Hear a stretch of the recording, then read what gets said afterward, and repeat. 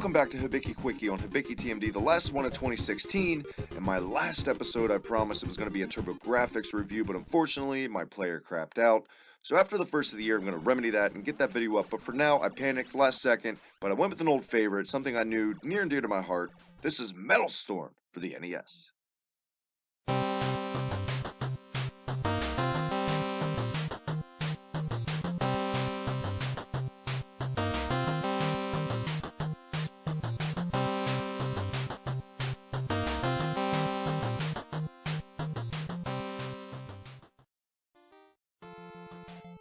Released in 1991 by I-Rem, who is also responsible for games like the awesome R-Type and the abysmal Deadly Towers, Metal Storm was released to little fanfare and went under the radar for the most part. And that in itself is just a travesty. I can't express to you how good Metal Storm is as a game in itself, but let's take a look at one of my all-time favorite NES games.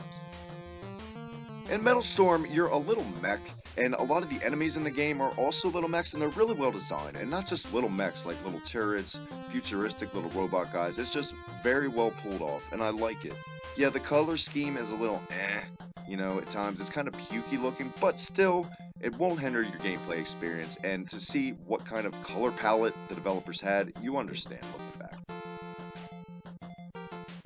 Your main gimmick, obviously, in Metal Storm, from what you see, is the anti-gravity effect, which, to be honest, was done in Mega Man 5 on Gravity Man's stage, but that game was released 2 years later, so Capcom totally ripped off I-Rem. The game's controls are spot on, thank God, because you're going to sure need them to keep up in this one. Metal Storm is a very challenging action game for the NES, but definitely not impossible to beat. Seasoned veterans of the genre shouldn't have too much to hinder them from completing the game, although not unfair or broken. The challenge, though, may be enough to stray a good number of people away, as in the case with most good hard-as-hell NES games, such as Ninja Gaiden, Journey to Silius, and also Castlevania. If the challenge isn't enough to hold over the hardcore crowd, though, thankfully there's another quest after you complete the main game, which is essentially just expert mode, and god damn do they mean that in every sense of the word. Some of the level design in the game is flat out brilliant in how it manages to use the anti-gravity effect to its fullest extent. Sometimes the game can come off like a thinking man's action game, which is a good thing. The music in the game is some of the best I've ever heard on an 8-bit system. Quite simply, shame on you if you've never heard of this game.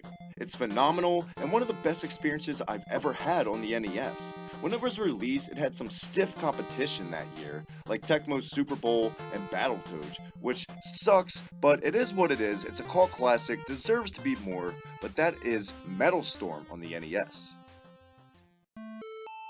In all seriousness, guys, thank you for a great 2016, the biggest year for the channel yet.